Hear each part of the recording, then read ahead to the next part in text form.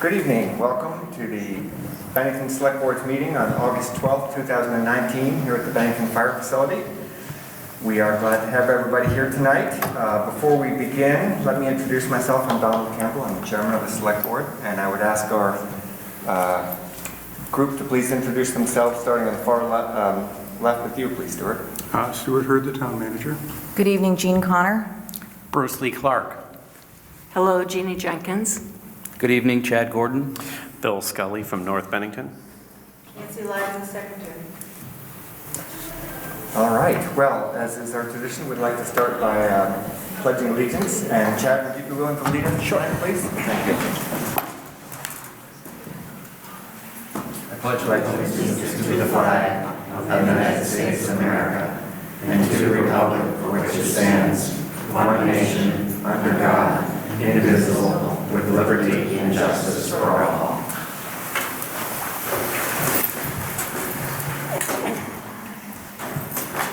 So I am scanning the room.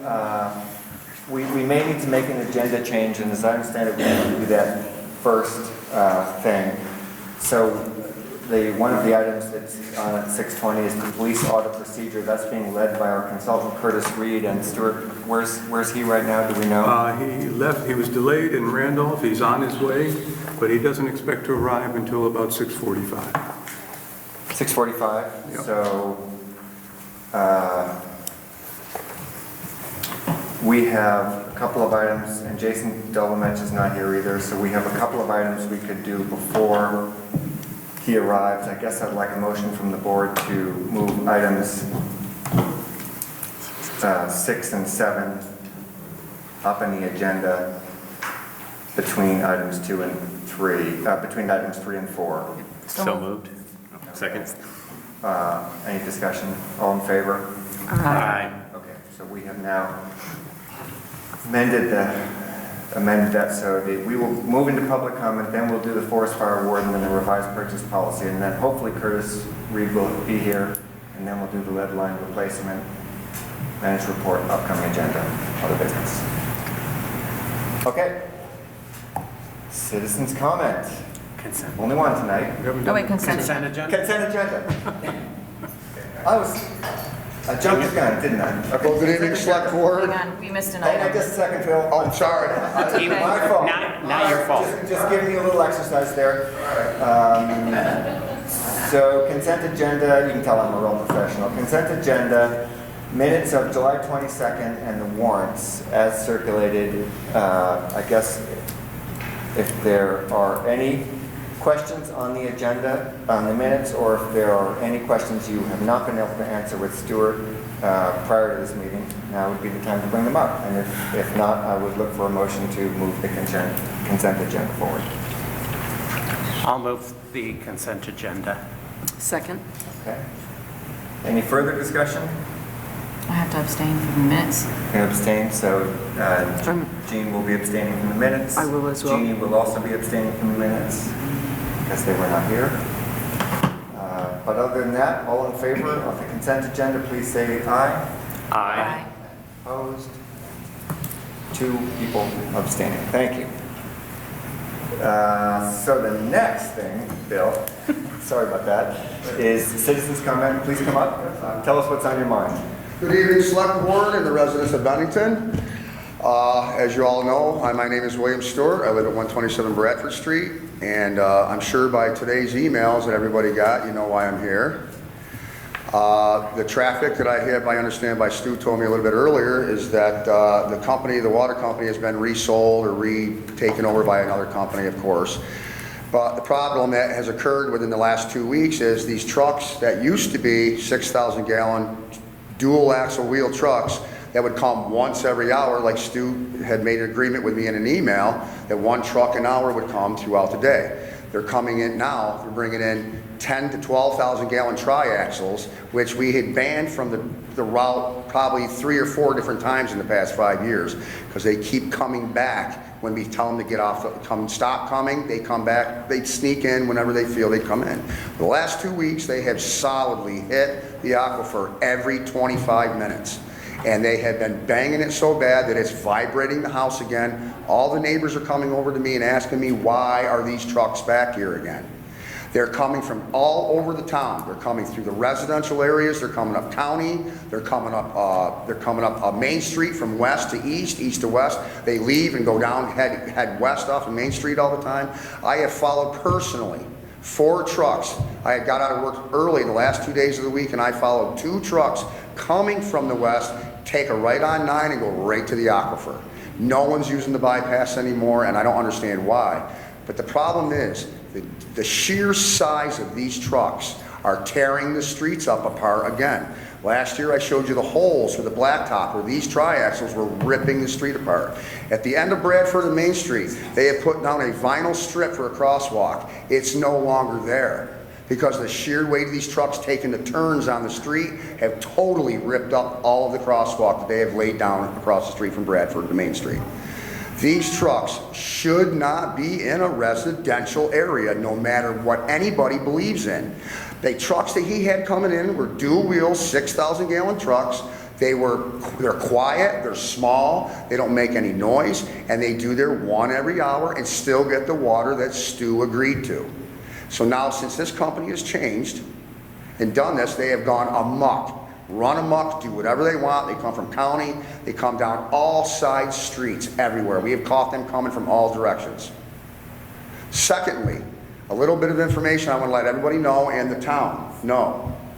Goldman Sachs owns Nestle, which in turn owns every single water bottling plant in the North American continental United States and across the USA. So the company that ruined our financials in 2009 is in charge of our water right now that we own. They make billions of dollars a year making money off everybody across the United States, and they are abusing our water that our town should own. Not some water company should own our water. It is liquid gold, and we are giving it away to a $1 billion industry. And we have been for years. And we have been for the last 16 and a half years. But nobody has ever done a thing about this. Every 2 months I have to keep coming back here to state the facts of what goes on because our town manager isn't paying attention to it, and our town water board, and the water board and the town water employees aren't doing anything about it. They see it every single day it goes on. They talk to these truck drivers. They're in there. They know these triaxles that weigh way more than they should are in that aquifer. Something needs to be done about this, and I can't wait 3 years till when Stu's contract is up and done. Something needs to be done about the traffic.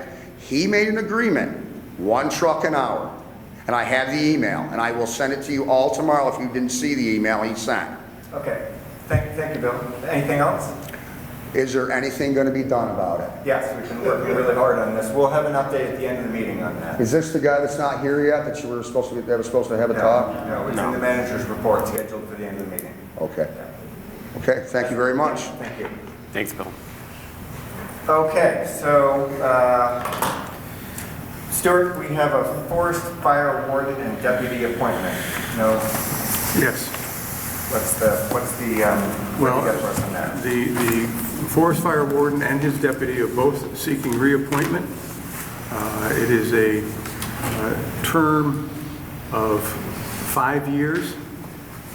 Both Matt Hathaway and Henry Higgins have been doing a very good job. It's a rather thankless job nonetheless, but they are seeking reappointment, and this is an appointment that goes to the Vermont Forest and Parks and Recreation Group, but it does need your approval to send it on.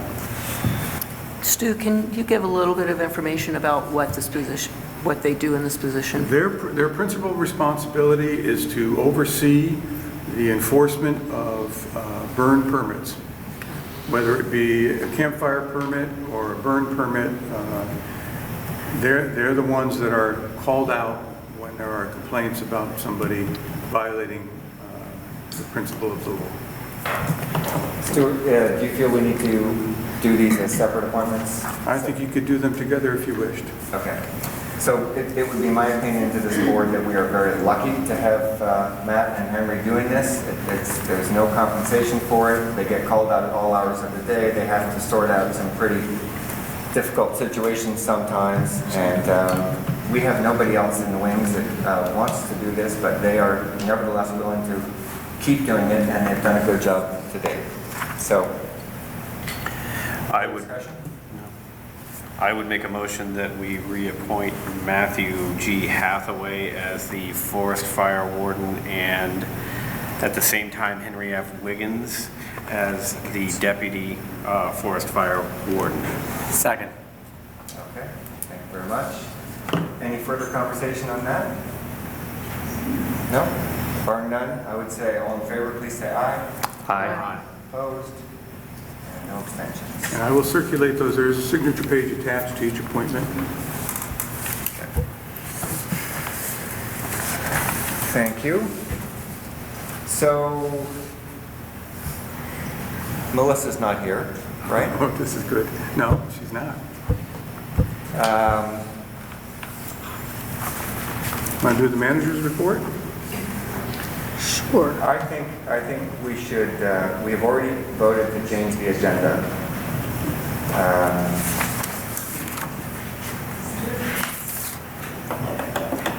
I wonder, Bill, if you and I would feel qualified to lead a brief discussion on the purchasing policy. Do you think? I'd love to. I think it's a great policy. So if I could give just a little history on that, maybe Melissa will show up in the meantime. So first of all, purchasing policy, we're not going to vote on this tonight. We're going to read it tonight. We're going to look at it again at our next meeting. Bill may not be here, but he's going to call in. I was actually going to ask you if we could move that to 2 meetings from now so that I could be here for the vote. I just can't promise that I'll be in a good phone area then, and I'd like to actually vote. We'll take that out. So I guess the history is that we've had a purchasing policy in place for a long time. It served us well in the past. It became outdated some number of years ago, Stuart, or it became apparent. Well, it was last adopted in 1993. Might give you an idea of how long it's been in place. Right. So we've been getting by with a purchase policy whose limits were too low and whose sophistication was too low, I guess, for quite a long time. And so with the help of Melissa, we went through the Vermont League of Cities and Towns and a number of other communities that have relatively new purchasing policies, and came up with what we think is a good potential policy for the community at this point. And Bill, would you be willing to talk a little bit about what you did in terms of the research that you did with some of the other communities? Yeah, happy to. So I stepped in actually at a really good time when Donald and I actually went through, and I think the first 2 pages we had never even spoken, and we had exactly the same notes, which was kind of interesting. And I think without going through the blow-by-blow, this again took the Vermont League of Cities and Towns, which I think is probably one of the best policies I've seen. Brattleboro's is really interesting, but 75 pages longer, and I like it, but it's not really practical. I think that this lays everything out in a way that's very clear. It was really important to us that this was circulated among the people who would actually be using it, the employees of the town, and I think they all really liked it, which was good, because from our standpoint, it seems to put in some really clear policies and thresholds and protocol. And then on the other hand, we also want to know that people can still navigate that and make purchases, especially in that, you look at our conflict of interest policy for the town, and this is actually much stricter. This gets down into personal relationships, which I think is really what a purchasing policy should do. It should be more strict than just a generic conflict of interest. I think in the end, and I'll let Melissa speak to a lot of this, in the end there's one thing we have not decided on, which is the thing that I spent the most time researching, which is under exceptions, which is on page, well, it's really the bottom of page 4. The professional services deviates in only one area from the Vermont League of Cities and Towns, and then it adds engineering, but it got me looking at what do all the other towns do. So I went and pulled up all of the other towns around our size. I didn't look at South Burlington and Burlington. They just looked like they were too different from us in size. But The one thing that I found under professional services that was universal in every single other purchasing policy that is not in here currently, because I think this is something for us to discuss, is that if, and I think in this case it would be the town manager elects to hire an auditor or accountant, attorney, engineer, in all of those policies, it has to be with the approval of the select board, with the prior approval. There's variations on that, which I can go into. Essex and Essex Junction actually have a really, what I thought was the most practical, and the town manager can come and say, hey, I want to use Whitton, Wilmington, and the board can say yes, and that can last for an entire year, so that you aren't doing it on a case-by-case basis. So anyway, that's the one thing that right now I think we still need to discuss as a board is if there are going to be exceptions from this for professional services, should those professional services be approved by the board either on a case-by-case or on an annual basis as they are with all of the other towns in Vermont? So anyway, and I can get that language if you wanted, I pulled them all, but is that where what you want me to go into pretty much? Yeah. One of the things Bruce pointed out before we started this meeting is that you hadn't seen our existing purchasing policy. And so you don't have the benefit of seeing how much better this is than that. But one of the things that felt important for Melissa is to really get a code of conduct down, which sets the tone for affirmative action, conflict of interest, gifts, gratuities, and donations. Sure. And so added a number of this whole first page one, which really gives a good sense of why we would have this policy at all. No, I found that to be exceptionally helpful. I do have a couple of questions that I think are process questions, so whenever you're ready for that. Yep. Dan, you may get pulled up, Dan Monks, you may get pulled up on to talk here too, since Melissa's not here, but essentially the committee was Dan and Donald and Melissa and Bill. Right. So we had Carson originally, and then Carson got off the board, so that was the group that has worked on this, and we met over the course of, I don't know, 4 or 5 meetings, something like that. So go ahead and bring Sure. Just a couple of suggestions. One, if we could have line numbers on each of these. The reason that would be helpful for a later discussion, so that you're actually pointing to something, and it's so much easier to do that with line numbers. The reason I asked about the previous one, I think it's less relevant, I think, is that reading this proposed policy right now, it's impossible to know what's in current policy and what is new.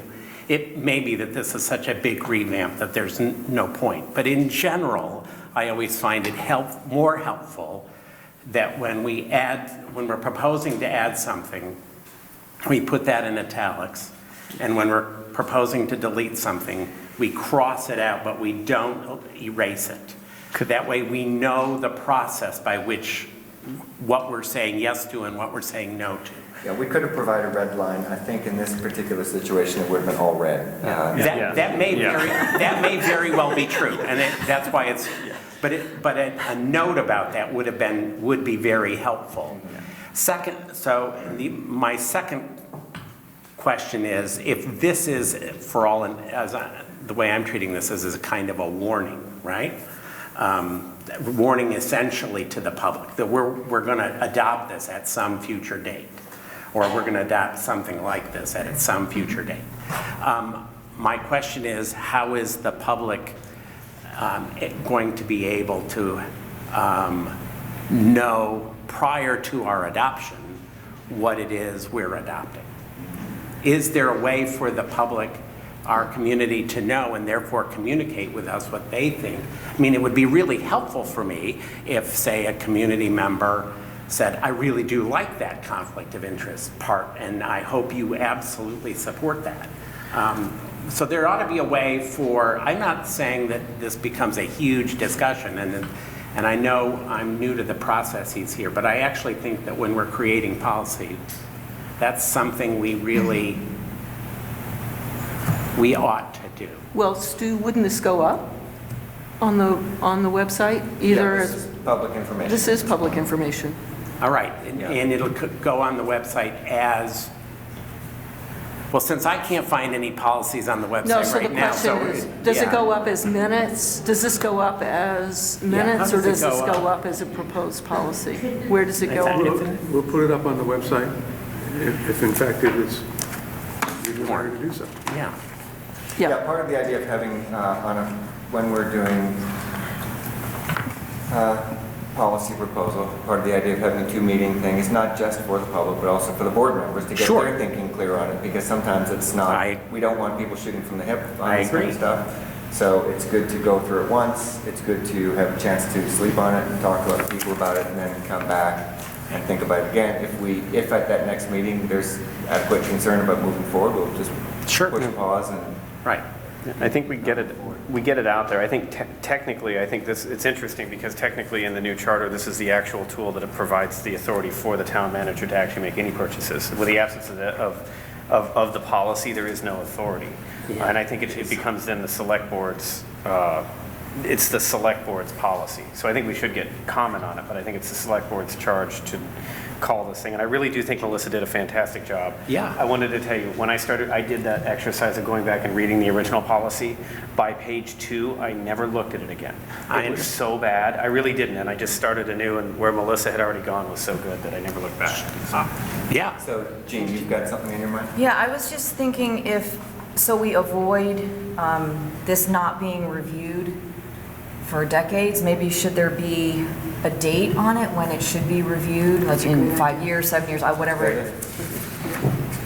I don't know. Yeah. That's a good idea. I thought we were to review policies every 2 years. That's, I mean, No, I don't think so. I don't think that exists. Okay. That seems a little too soon. Yeah. Whatever, Melissa probably would be a good person to Right. get some feedback on when it should be looked at again. Right. That's every 5 years or what Yeah. that is. This is important homework that should not have language this long, but it is a good rewrite. It's much, I think, much more fair and much more orderly than the previous policy. And part of certainly more updated. And part of the reason that we have the 2-meeting rule is so that the public can provide feedback in between. So that is part of that process, just to be clear about that. I'm just wanting to make sure that the public has an idea of where to go to look. Yes. I know if people are interested in getting it immediately, the select board packets are posted on website, Facebook. I know every Thursday it comes out, and this policy was included in our last packet.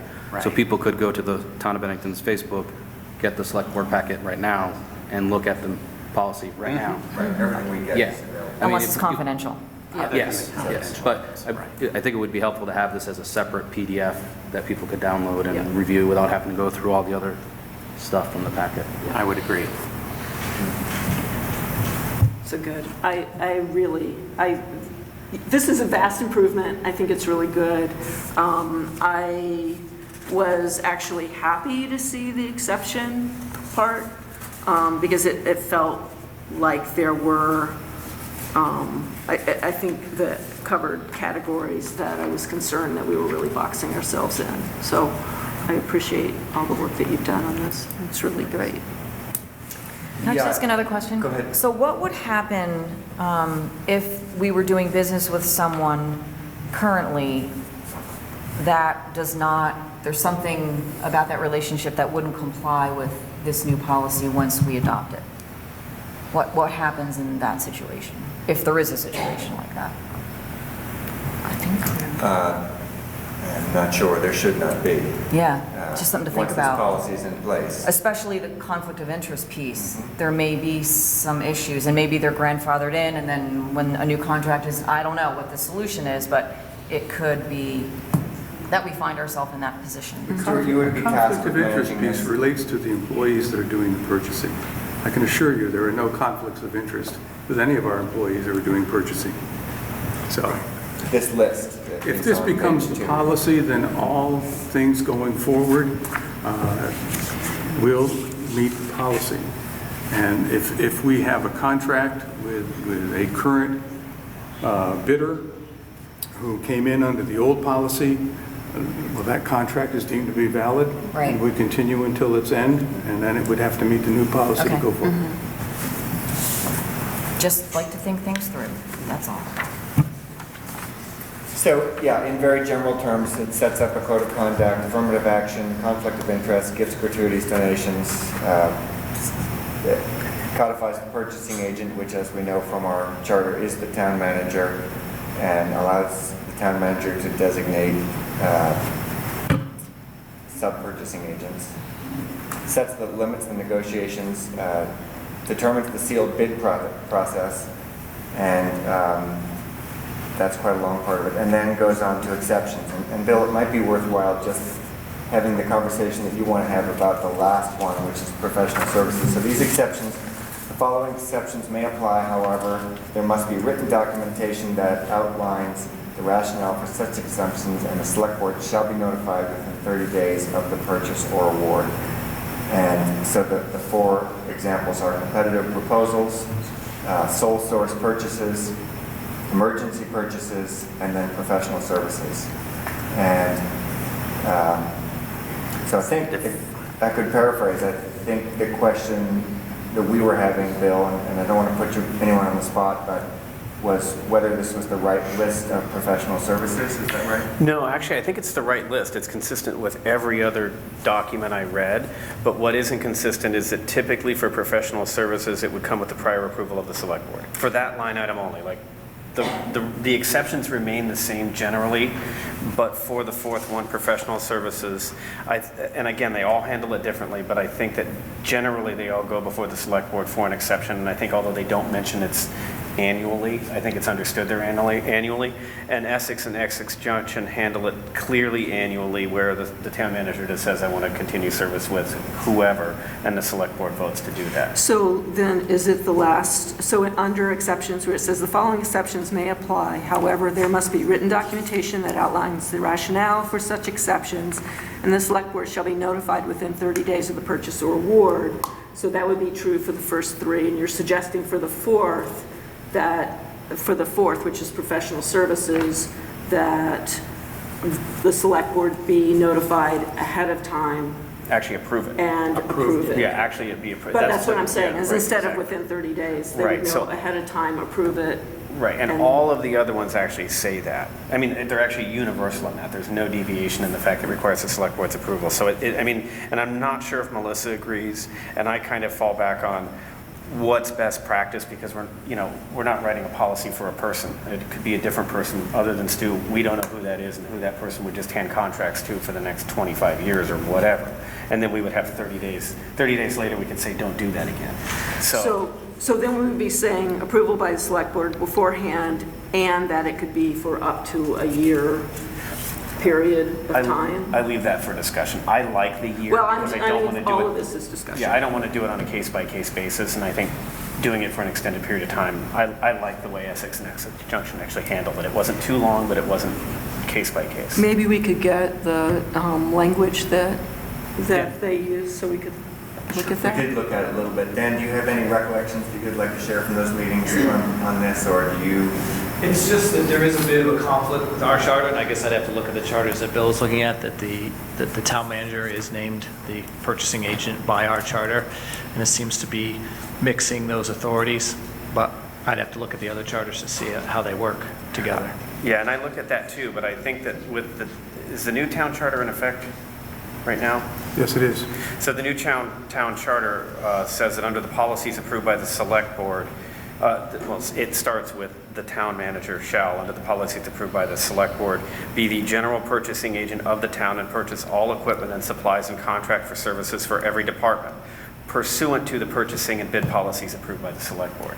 So it really is, the way I read that, I'm not an attorney, is that he is, the town manager, he in this case, has the authority to purchase as defined in the purchasing policy.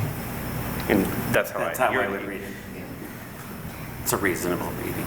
May I suggest, though, that we're overlooking the fact that these are services that, by a high degree of professional judgment, discretion, and continuity, these are firms and individuals that we have worked with for many years, and to suggest that they must submit themselves to a review by the select board on an annual basis.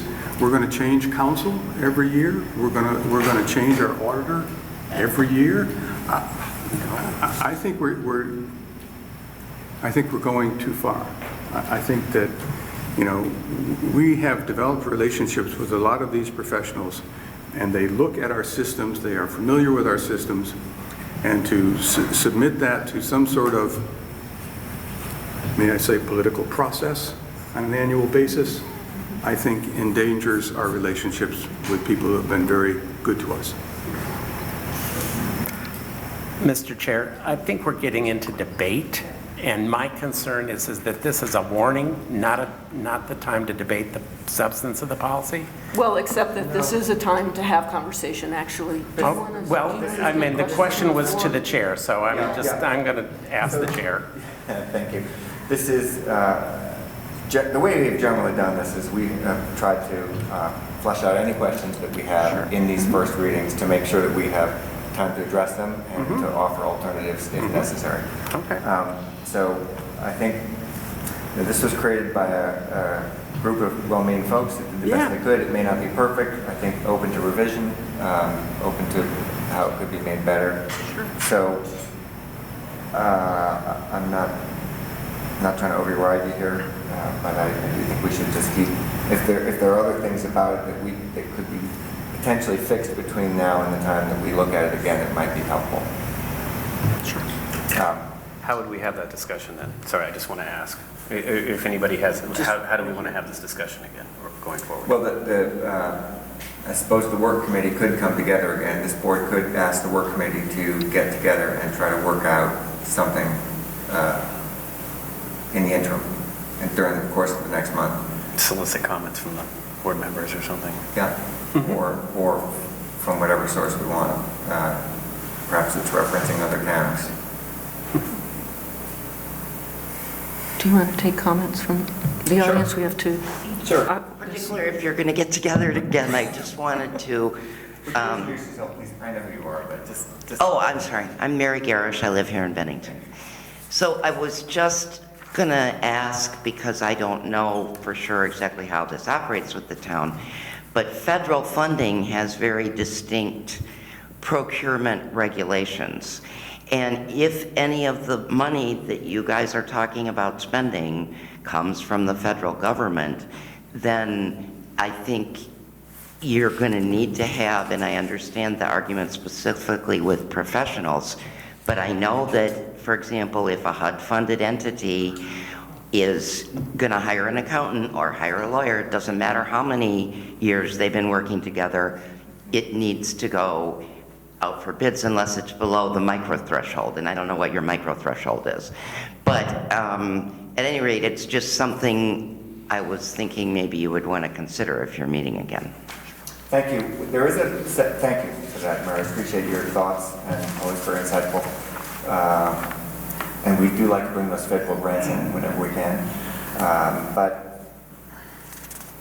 Well, I should say, and there is a section on grant-funded purchases which was clear to Melissa why it was important, and I'm not sure I could explain it, but I'm happy to look into that again, into the grant-funded purchases section. I guess we could say explicitly that all grants that are have any procurement procedures, we follow those procurement procedures, whether they're federal, state, or nonprofit grants, et cetera. So it's explicit in this policy that we do that, and we always have and always will. So if it's federal money, you follow their rules, not that. We can follow the most stringent. No. Well, that wasn't, no, but... If the federal rules are more stringent, which they typically aren't, we Yeah. follow those. If the local rules are more stringent, we follow those. That's what I was, Does it say that in there? Yeah, under grant-funded purchases, there's a whole section that Melissa and Dan actually did most of that, and we followed along with what they said because it made a lot of sense. As individuals, being very patient. Yes, please, introduce yourself. Ask what's on your mind. Jason Bashy, resident, Bennington. Just a couple things for thoughts. In the planning, I really wasn't sure what you were talking about in the purchasing agreement or whatever this is. Through the talk, though, I'm just kind of getting the gist of what you're saying. Something, too, to maybe consider is repercussions if rules aren't followed. I don't know if those are in there or not. Like any business, any company, there's always, you do something wrong, you know, simple talking to, that type of thing, but things can work depending on how bad the decision that was made was done. Termination is always a possibility. I'm a professional, I have a professional license. I do something wrong, my license can be taken away. Something else, I also agree with you using some of the older companies. I think it's great.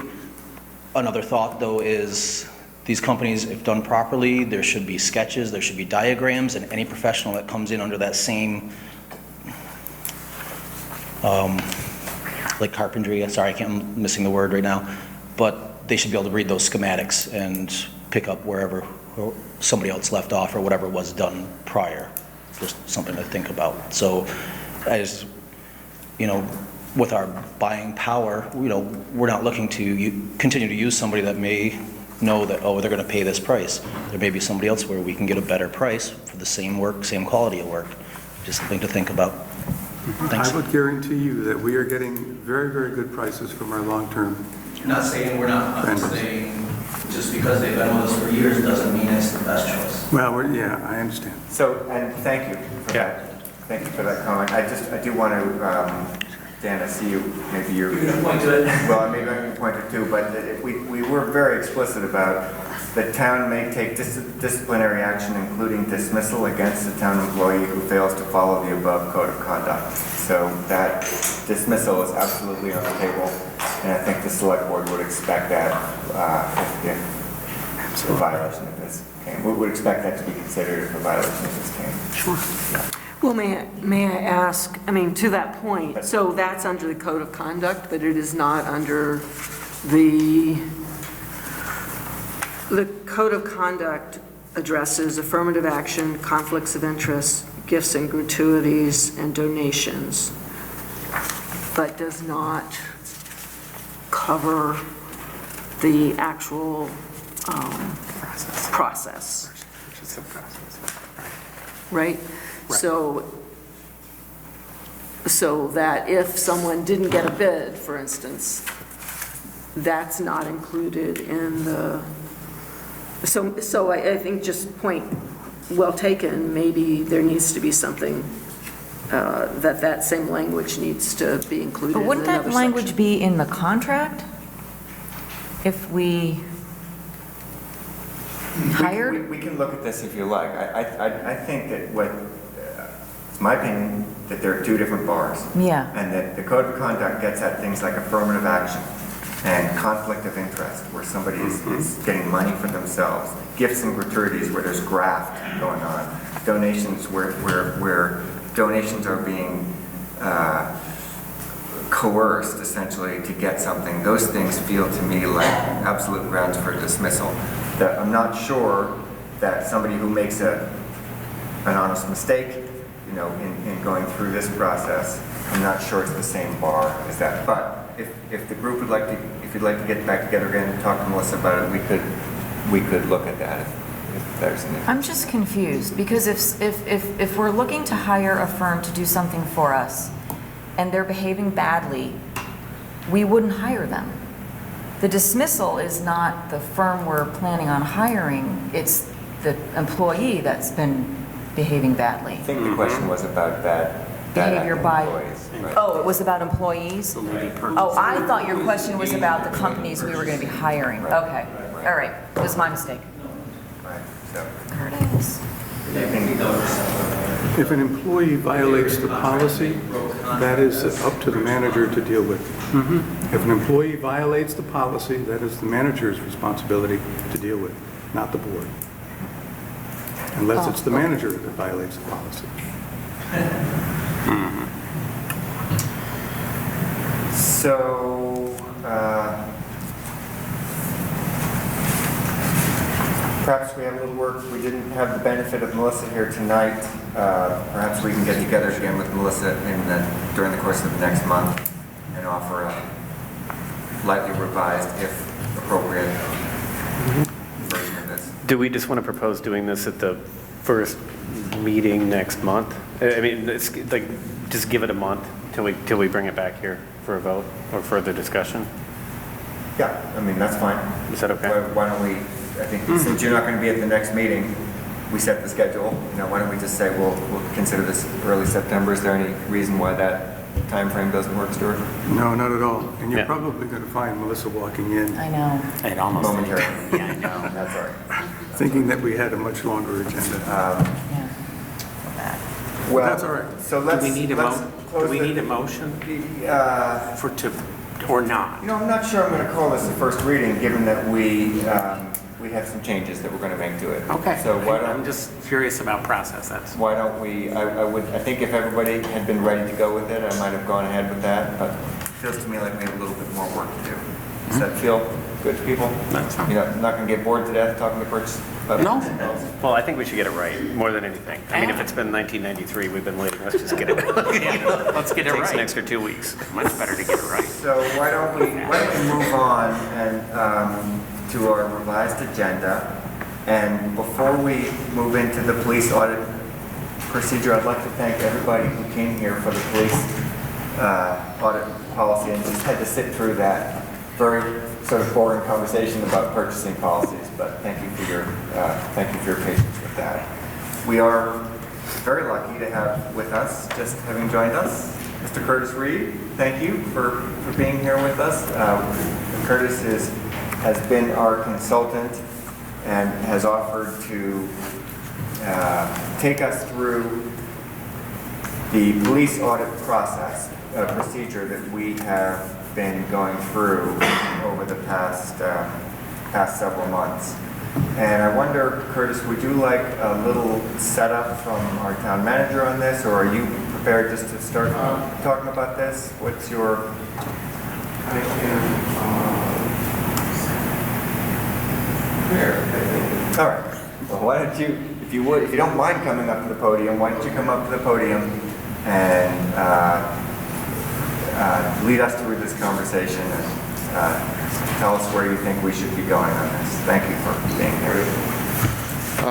I'm sorry I'm late, but my helicopter is in the shop, and I couldn't leave in the middle of Governor Scott's final words at the Vermont Center Rural Development Conference in Randolph. So I got here as fast as I could legally get here. And I'm pleased to provide this information.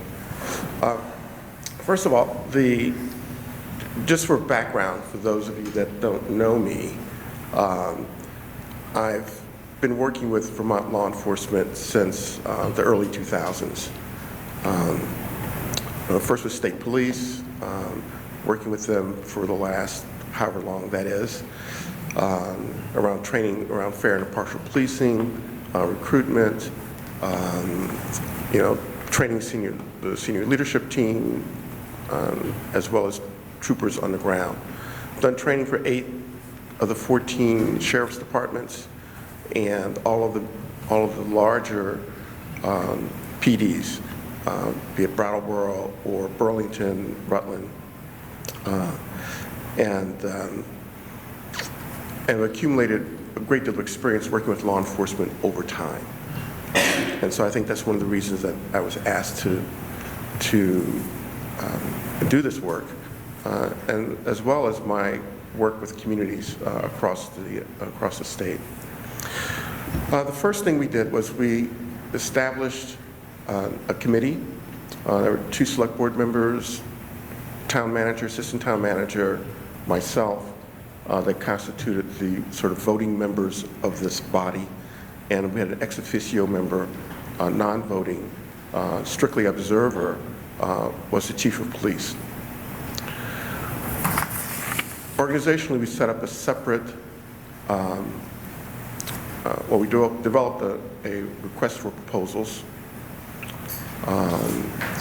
and then had that request filtered through the attorney's office, so that the town attorney was the point of contact for anyone that had information or wanted information about the RFP.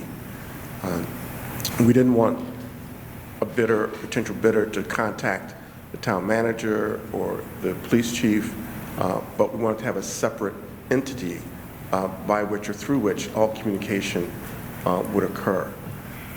Oftentimes, when there were questions, either the town manager or myself would respond to those. But those were, again, filtered back through the attorney's office.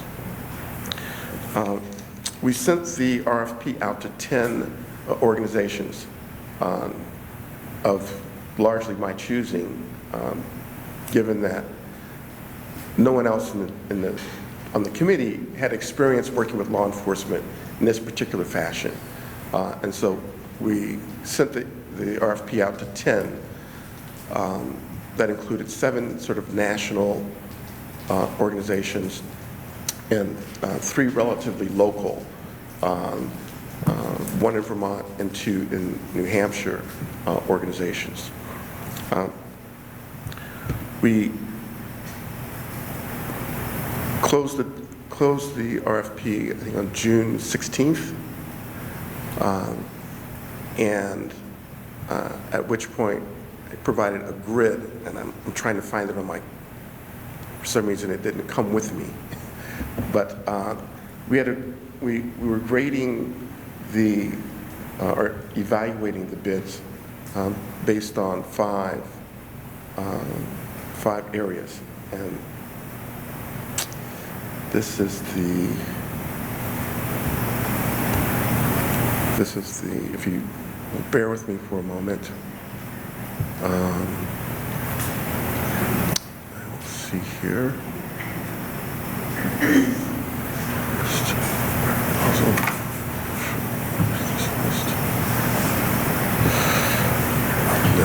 Okay, so the areas were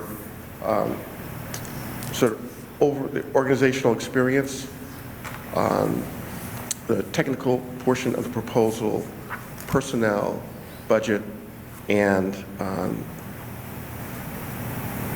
don't remember the 5th. Do you have the? My head. Okay.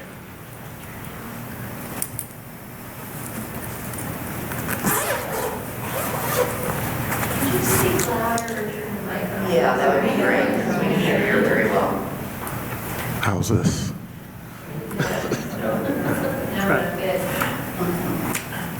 I'm sorry, Curtis, I don't have it in here. I don't have it. Oh, I have a photograph of it. Oh, that's right. Oh, my photo is in the car.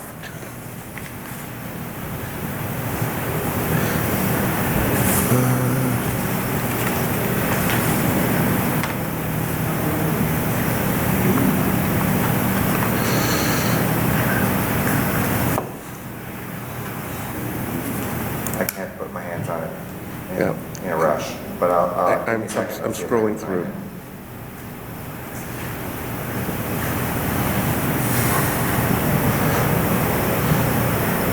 So there were 5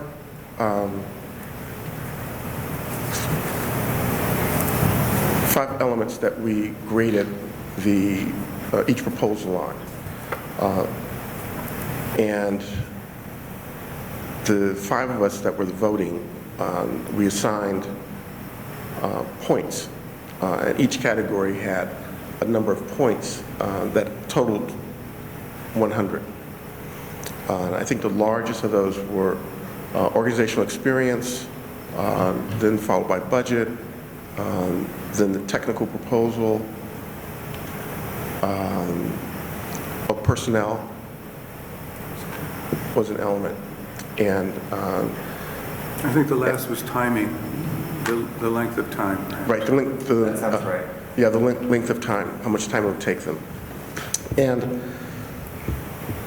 we had a huge grid on the board where we listed each of the 7 that submitted bids. and we gave them numerical values. I think the lowest was about 80, and then the highest was like 325, 326. It was a wide range of quality in terms of proposals. Some that were really sketchy, just not a lot of meat on the bones. There were some that were driven or developed what we call from a shop, sort of recognize the boilerplate language in them that didn't respond to the nuances of the RFP that had two sort of major components. One had to do with the assessment of the police department, and another dealt with community in terms of having some sort of assessment of the community relations with the police department, were the sort of the two areas. There was these firms ranged in personnel from a single individual to some of the national firms that had up to 3,000 consultants, 1,200 consultants, and our job was really to sort of grade them on these various components.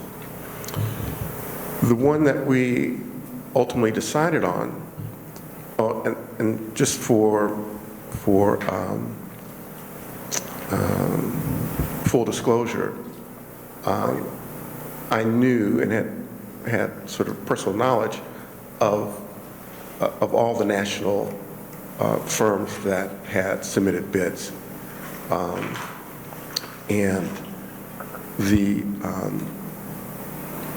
in evaluating those sort of national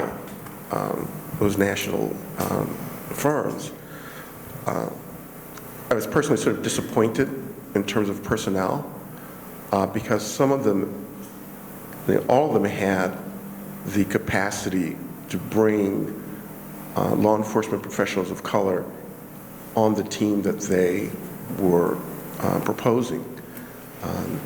But only one actually sort of delivered on having a sort of a multiracial, multi-ethnic team, which we felt was far more compatible with the particular needs.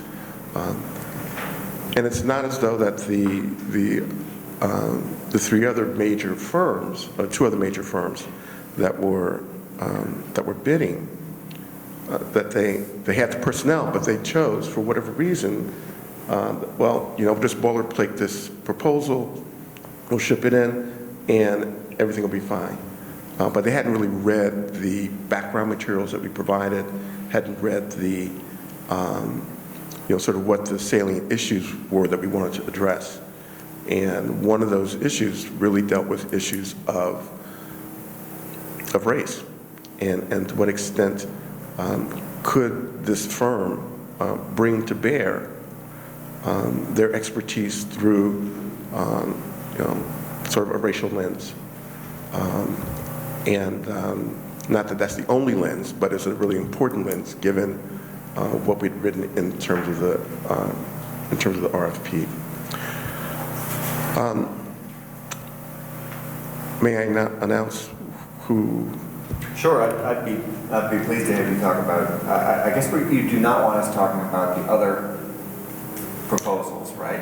Correct. So why don't you go ahead and tell you what, I mean, the other proposals, in terms of generalities, in Yes. terms of where they fell short. Yeah, that's fine. Not the companies, not There the was one firm that was just sticker shock. Actually, there were two that were sticker shocks, but the quality of the proposals, like I said, there was one that really had no real substance to it. There were two that were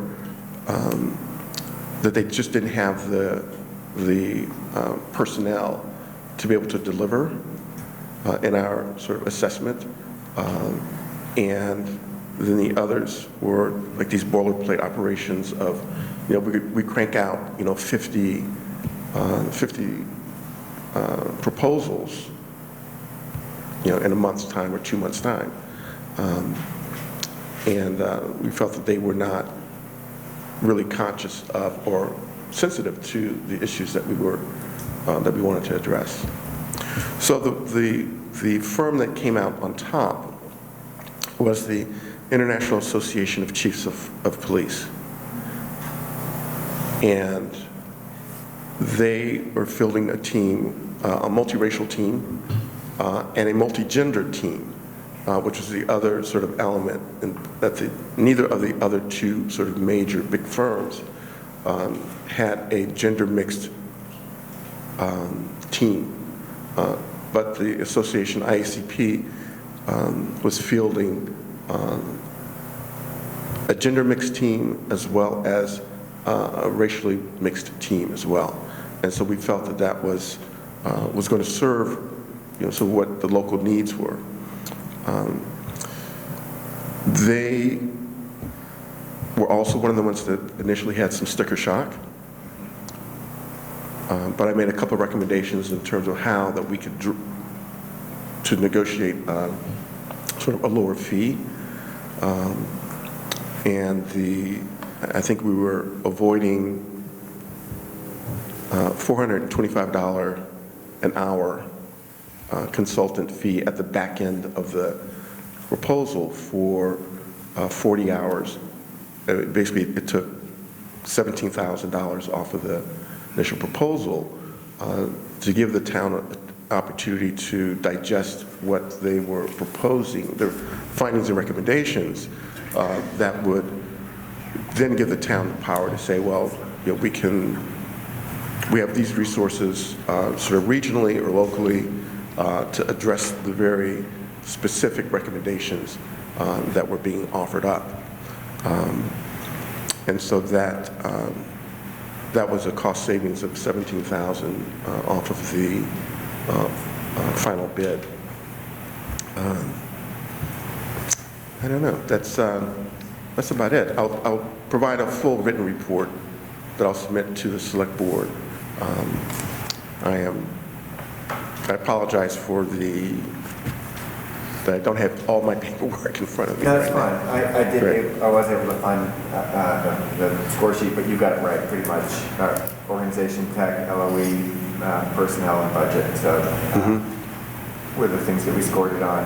And but we had the benefit of some really good time with you talking about what would give us the most impact as a community from this. We talked about. So you were our coach early on, saying, don't just try to check the boxes, don't rush through this.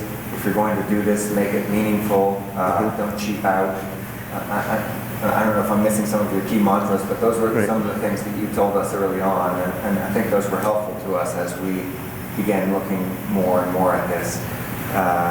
But one of the things that was most compelling to me was when you spoke from the heart about what you felt IACP was capable of, and I wonder if you could just give a little description of other IACP work that you've done in the past or are aware of for the benefit of everybody.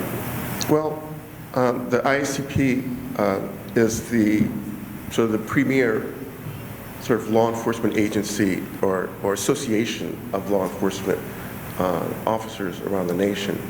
And one of the things I appreciate about them is the fact that they do have a multiracial, multi-gendered consultant list from which to pull, and that they're not afraid to go there and to do that, and to respond in a very personal way to communities that are struggling with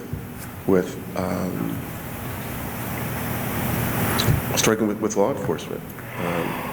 They have the sort of the best training that's available, and in fact, all the other proposals referred back to the IACP as their point of reference for the work that they were proposing to do for us. So it made practical sense why go to someone who's going to refer to the platinum standard when we can negotiate and work directly with the platinum standard? You know, one of the I'm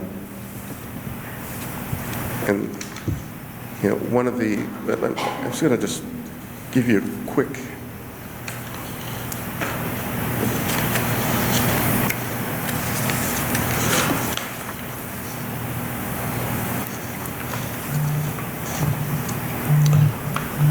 So their project team includes Dr. Jessie Lee. She's a lead subject matter expert. She's the senior advisor, strategy consultant who's worked on diversity and inclusion in public safety, law enforcement, and higher education. She's the former executive director of the National Organization of Black Law Enforcement Executives and currently serves as a senior consultant to the Executive Search and Assessment Center team for the IACP. Another member of the team is Kristen Clark. She's the executive director of the National Lawyers Committee. She's African American. National Lawyers Committee for Civil Rights Under Law. It's one of the most important national civil rights organizations in pursuit of equal justice for all. There's also Jim Baker, who's the former colonel of state police, is retired, who's also a member of their team. Their policy review will be undertaken by Sarah Dejema. She's been with ICP since 2007 and manages their policy center that provides policy guidance to over 130 topics to the public safety field. And Megan Casanova, she's a project manager. She's the point person for the team. And in fact, the final negotiations were through her as the designate point person for the ICP. And then project oversight will be done by Carl Malpin, who's the assistant director for the member engagement and leadership services. And he has 23 years of service with the Leesburg, Virginia Police Department. Command experience of a variety of police units, including deputy chief. So we like the team in terms of both gender and race and the experience that they bring to bear. They have worked all over the nation, and again, they are uniformly recognized as the point organization around fair and impartial policing, as well as policy and practices. So, great.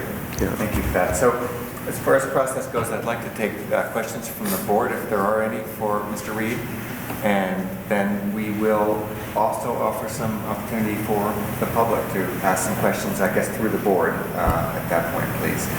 So, questions from the board about this proposal. Most of you, except for Gene and I, have not had the benefit of sitting with Curtis and hearing his insights, but if you would like to ask any questions, now's the time. So, why don't we start with Gene, and I'll go to Bill like that. Well, I was just wondering if you might be willing to talk a little bit about the project strategy and the scope and methodology, just so that everyone knows what the proposal includes. Okay. So page 4, for those of you that have it, project strategy.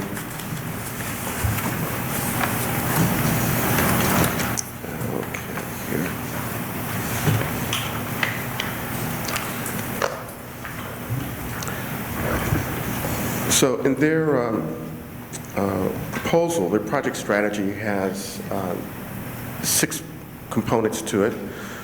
One is to sustain safe and secure community, the conduct of police services dedicated to integrity, responsiveness, accountability, justice, and public trust, sustain creative and constructive partnerships and build trust with the community, the criminal justice system, city and county agencies, school district officials, safety-relevant public and private sector interests, and advocacy groups.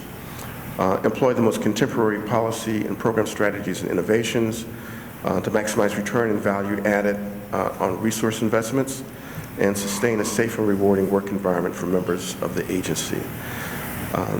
The objectives of the study determine how they compare and contrast with professional best practices, and the ICP sets the professional best practices for agencies across the United States. So whereas other proposals were suggesting that they were going to use these standards, these are the folks that develop the standards. Identify what, if any, systemic racial bias is contained within department policies and practices.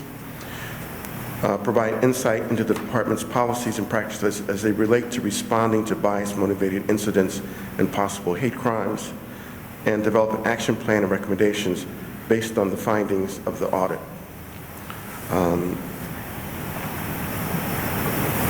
The other proposals that we received didn't respond specifically to the issue of systemic racism and bias-related incidents and hate crimes. They were just sort of glossed over in a very sort of superficial way. But this is a proposal that really sort of focused on issues that were identified in the RFP. In terms of scope and methodology, they'll conduct independent assessments that evaluate the policing environment. The assessment team engages a variety of tools which, depending on the project scope and client expectations and preferences, include interviews and/or focus groups, both internal and external, an examination of existing organizational and operational data, and the gathering of other new primary data through worksheets, questionnaires, and/or surveys. The following information will provide additional detail concerning methodologies. One, assessing the police environment,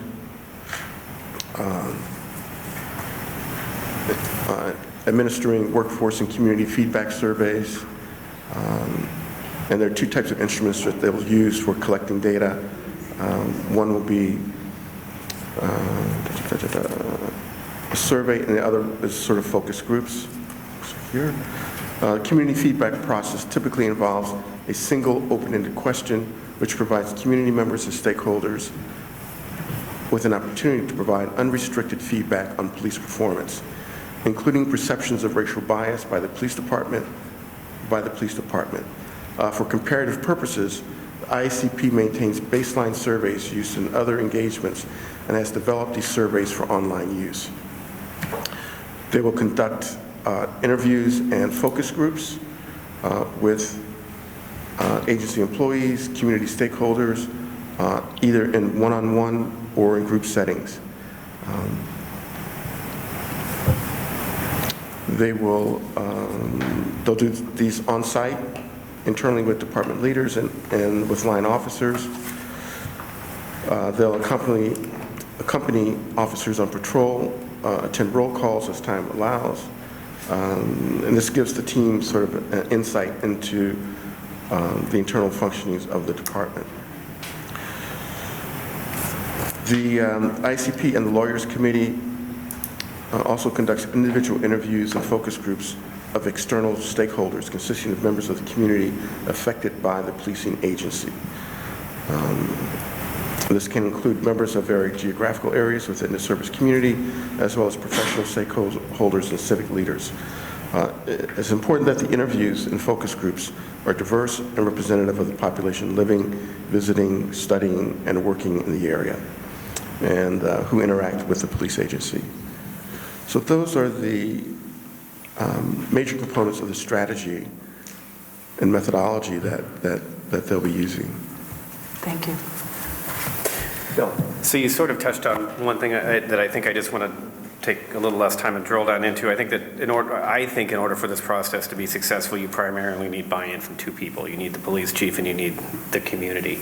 And when I read page 5, I think you talked a little bit about how they do engage with the public, so people who are who are concerned, we have a group of people who have been here for a couple of months now or more, will have an opportunity to voice those concerns to this group. Is that right? I just don't know how Yes, the process yes. works, but I want to make sure that people have a voice Yes. in this process. Without question. Okay, great. They will do,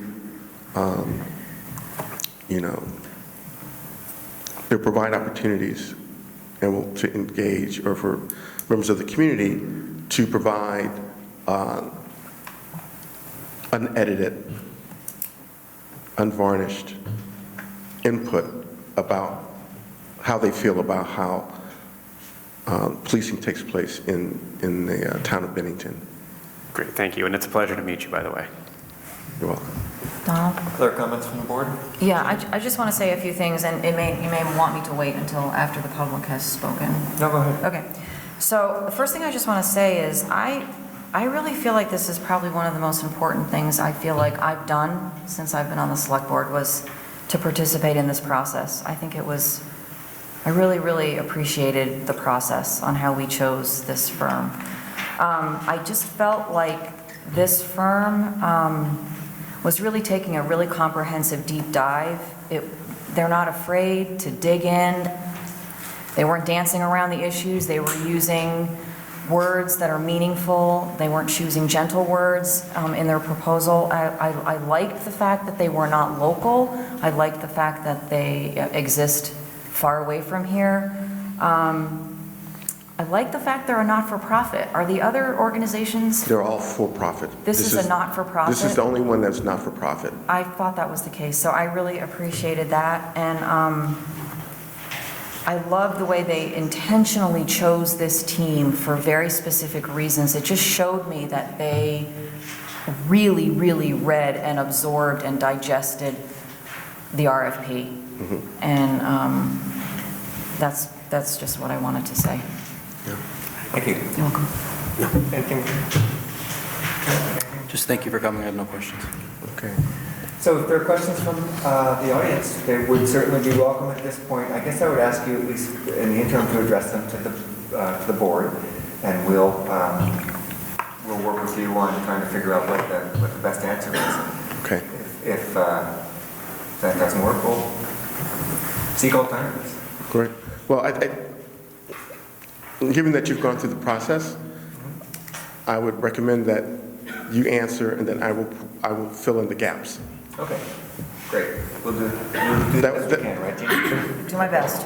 Thank you. So, anybody like to comment? Mary, come on up, introduce yourself. Okay. Thank you. Hi, I'm Mary Garish. I live here in Bennington.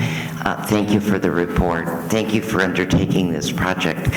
I'm a little concerned, and I appreciate the fact that the select board and Mr. Reed have said that all of us here will be able to comment, and there are many of us who couldn't be here tonight who have been in the past, et cetera. My real concern, though, is relative to the focus groups of folks that are directly impacted.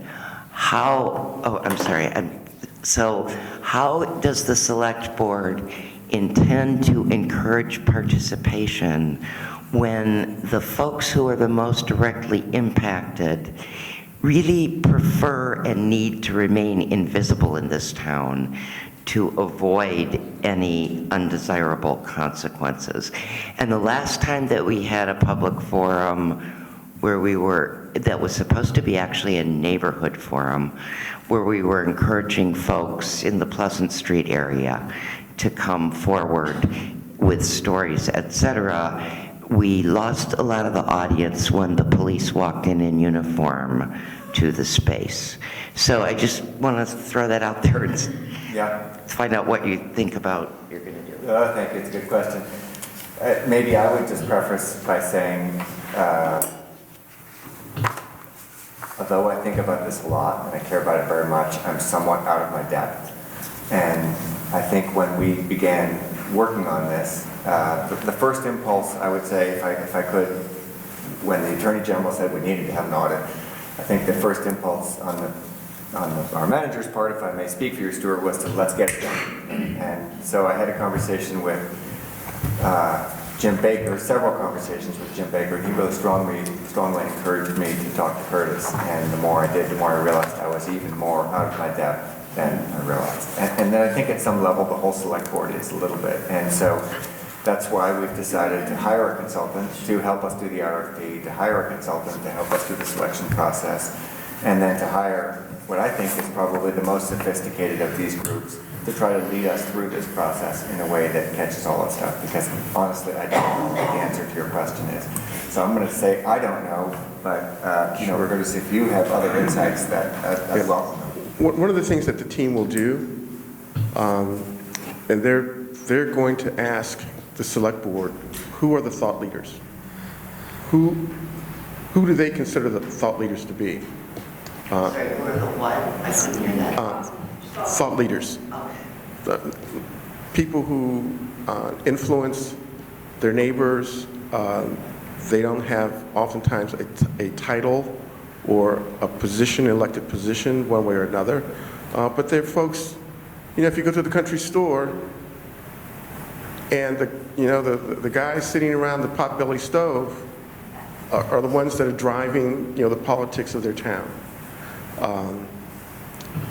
This group of consultants know how to draw out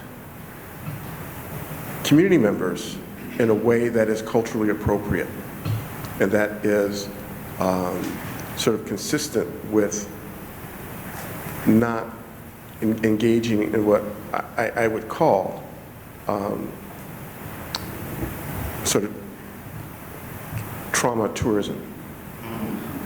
Because when the conversation oftentimes begins and ends with someone who's white and engaging persons of color, there's a subtext and a dynamic that goes on that doesn't engender sort of trust. A really simple thing of, so you ask someone, how long have you been here? But oftentimes the subtext of that question is, when are you going back to where you came from? Or, how long have you been here? Which is, the subtext is, you've been here too long, so go back to where you came from. So oftentimes, and this really has to do with being sort of unconsciously unskillful, but this team is bringing in the conscious skillfulness around contact and engagement with community members. And that's a really important sort of part of this equation and the work that the ICP has done previously in other areas. Thank you for that good answer. Other questions or comments? Welcome. My name is Mia Schultz. I live in Bennington. And I want to go back to address the humans involved in this and the community involved. And anywhere in this process, including hiring Curtis, including choosing the RFP and going through the rubric process, there's not been a community member involved that's directly impacted by the actions of the police. And the reason that makes me a little worried is when we have a town manager who goes right out when we say we need something and says publicly, we don't even have a problem with the police. But we do have a problem, police. I have a line of people who will tell you we have a problem with the police. And nowhere in this process has the community been involved. So it doesn't really bring me a whole lot of solace to know that we're gonna have a meeting or two where we get to speak unfettered and talk about what's happening in our community. We need to be involved all the way through the process. And we need to sustain it. I don't hear anything about timelines. I would like to hear about that. I would like to hear about how it will sustain. What happens when a police officer abuses power? How do we complain about police officers? None of those issues we currently have in place that is safe for the community members to follow through with. So to involve the community from the beginning, because we're human and we're in this community and we're experiencing it, needed to happen. And I'm disappointed in the select board. But moving forward, we would like to have the community more engaged.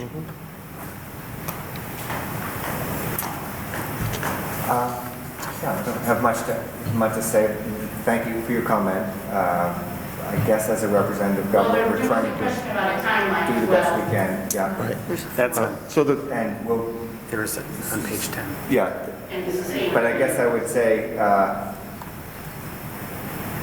would like to say I understand your comment, and I understand why it's difficult, and I'm not sure how we, as a representative government, would have done it differently, but we are doing the best we can. And Curtis, I'm not sure if you would have a insight besides the timeline. Sure. Well, the timeline is 4 months from start to finish.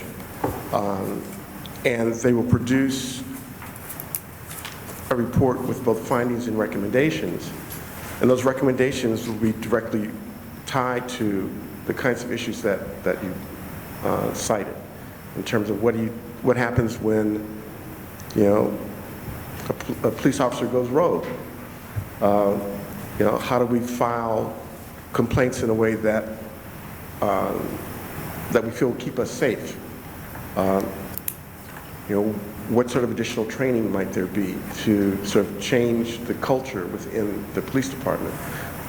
So the ICP will bring to bear recommendations, and at that point, that's, you know, where the select board and the police department, but largely the select board, will make a determination as to you know, the recommendations and how those recommendations will be undertaken. That's a process that involves the community from the moment at which you begin, the community begins having conversations with the ICP as they develop their findings and recommendations, and then that's the point at which things will move forward sort of collectively.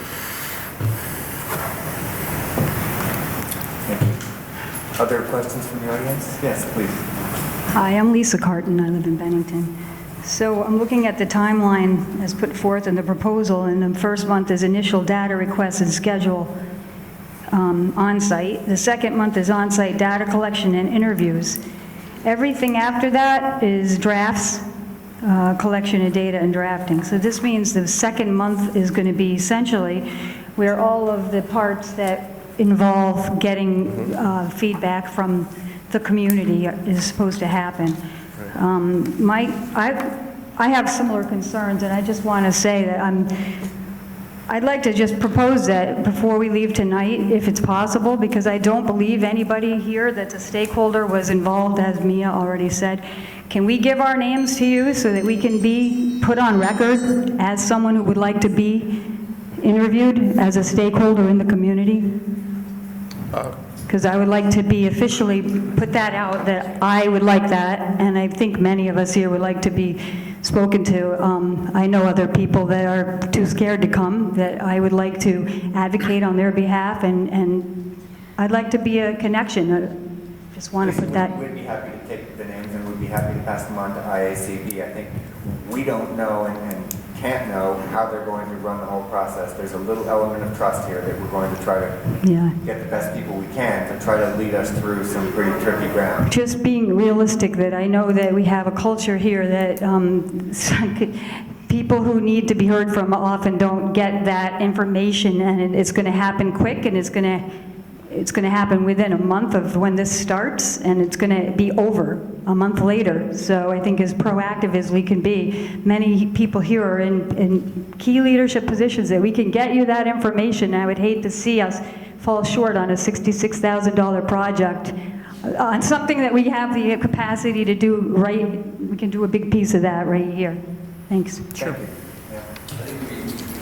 Other comments from the, coming up, Rachel. So my name is Rachel Blumenthal, live in North Bennington. Totally support what Mia and Lisa have been talking about. I think the community is a huge stakeholder, and their role has really been minimized to this point.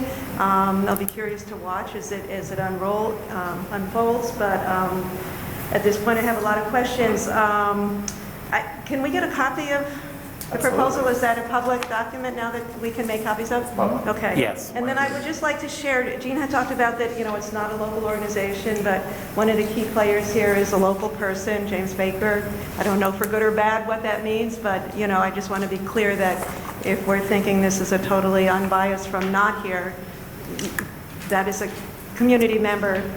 May I just jump in on James Yep. just for a minute? So Yep. he's up in Arlington. Right. He's the fellow that ran the Project Vision piece up in Rutland, which Yep. had its detractors, but was at least somewhat transformative and was... Yeah, I'm not saying good or bad, I just wanted, that's a local, may not live directly in Bennington, but Right. we all, Vermont's small, we're all part of the larger community. So I just want that to be public, that, and again, I don't know his role in this, but he is, it looks like going to be a key player who already has a history, I'm sure, with, local police. They all exchange conversations, and I'm sure professional work on some level. So if we can get a copy, that would also be great. Sure, absolutely. Now, you sent that to the banner on...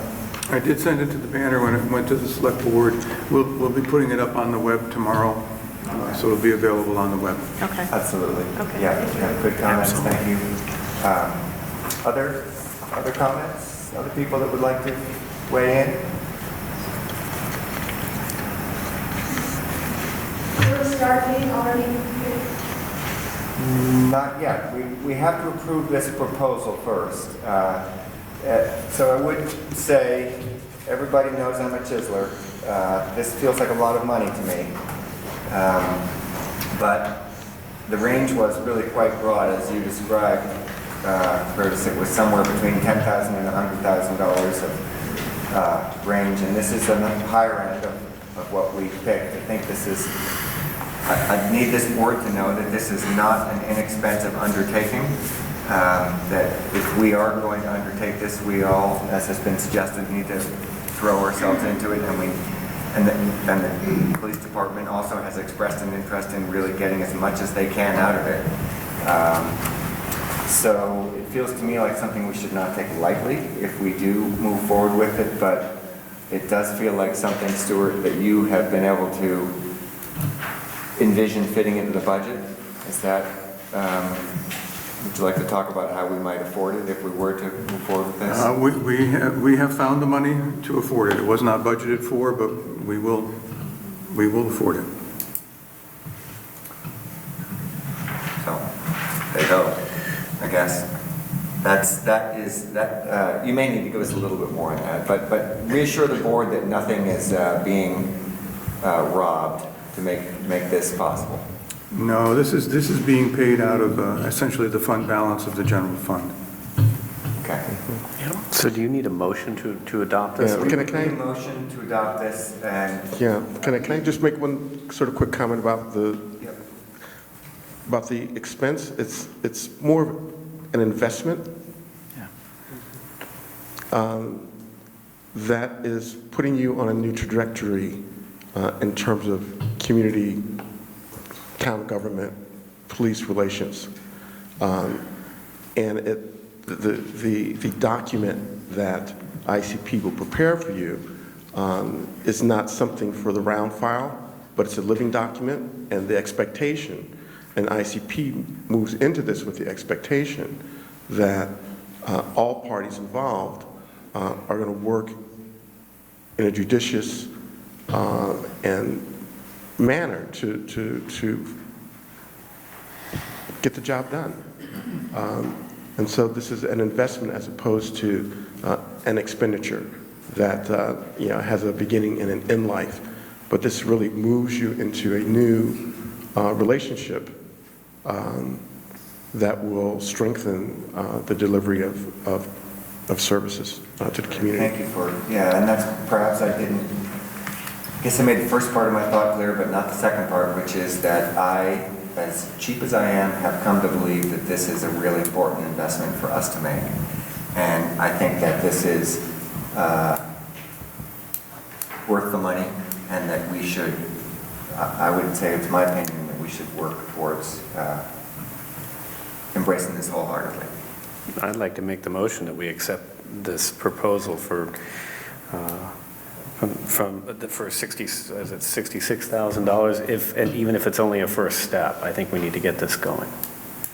Okay, motion on the floor. Anyone want to Second. second that? Second, thank you, Bruce. Any further discussion? Now that we've had a generalized discussion on this, I'd limit this to the board, I guess. Should we circulate a paper for people to sign? They're all still here. That's what I was going to ask. Is there a way to do I that? think it would be easier for folks if they simply sent their name and contact information to selectboard@benningtonvt.org. That's where you all get it.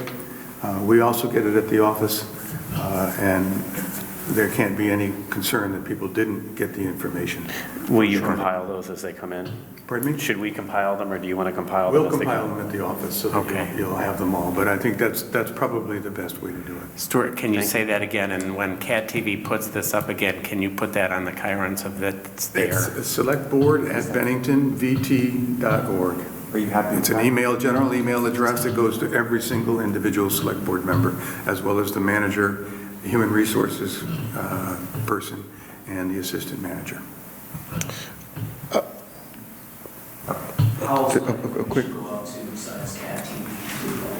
yeah. How else will which information? That they can send information to the town or select board that they want to be interviewed. I think in this particular case, we're accommodating a specific request by a group of people that would like to have their name put in front of IACP in front of the process. But I'm trusting that IACP is going to go deep on figuring out how to make that accessible, right? Correct. And I just also want to make an observation that not everyone has access to the internet. Right. And so if there are people who are here that want to deliver their name, I think that, that they should be able to do that. And then, that will, those that are delivering their information electronically, you can distribute that. But if someone is here that wants to get on a list, then I don't think we should put an additional hoop to jump through. So then if there's someone here who would prefer to give us a piece of paper with your name and contact information on it, please do. Or accept, offer to email. Right, but if you don't want to do email, yeah. I'll put one of our sign-up Thank sheets you. at the very back table. Okay. That's great. Thank you. So we have a motion on the floor. Are there any other thoughts or comments from select board members? Question about timeline. So if we vote in favor of this proposal tonight, do we have a sense of how quickly the process will go into motion? I think that we're looking at, I think when we discussed it with the individuals, they're talking about the beginning of September. Okay, So relatively quickly. okay. And that was part of our thinking on this, that we didn't want to have it drag over such a long period of time that people forgot what the initial questions were, that it was really a focused effort. Okay, that's good. All right, well, I think I'm going to call the question here. So all in favor of, I'm sorry, I've closed this off to public comment at this point. But I'm going to call the question here and ask, all in favor, please say aye. Aye. Any opposed? No? Okay. At least I'm happy to stay after the meeting and talk to you if that helps. So before we stop, I really would like to just ask this board to thank Mr. Reed for his sophisticated and generous services. You've been a big help, and I hope that you will continue to help us through this process as we grope our way along. But you've been both reassuring and insightful, and we probably couldn't have gotten this far without you. So thank you very much for that. Okay. Thank you. Thank you. You're welcome. So we will move on to our next item on the agenda, which is the lead line replacement grant drinking water loan fund. And this is an action item, correct? This is likely to be an action item, and so is there anybody who would like to recuse themselves from this conversation? I'm going to recuse myself for the reason I previously mentioned, that I have a contract with the individual. Feel free to have a seat. Okay, so we're going to let Chad lead us in this lead line replacement grant drinking water loan fund. No, just kidding. But, we're going to let Jason fill the match. It'll be a real quick discussion. Walk us through this and let us know what the opportunity is and what the town, what his recommendation is for the town. So take it away, Jason. Thank you very much, Donald.